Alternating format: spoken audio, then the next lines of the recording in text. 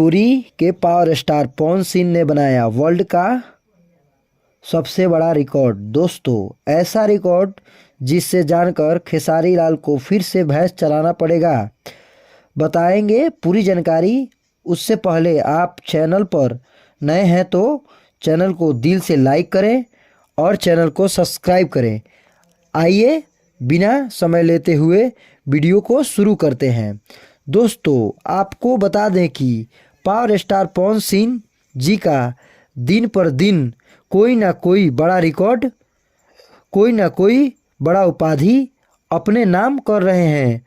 इसी बीच एक बड़ी खबर निकल कर आ रही है कि जो गाना आया था हरी हरी ओढ़नी, आते ही 12 व्यू गया था। उसके अलावा ऐसे रिकॉर्ड बनाया जो कि काफ़ी ज़्यादा अविश्वसनीय है। दोस्तों, आपको बता दें, एक सॉन्ग हरी हरी ओढ़नी ने 4 दिन में ही इंस्टाग्राम पर 1 लाख रील्स का उपाधि अपने नाम कर लिया है। दोस्तों, मात्र 4 दिन में इस गाने पर 1 लाख बार वीडियो बनाया गया है इंस्टाग्राम पर, जो कि बहुत ही ज़्यादा बड़ी उपाधि है।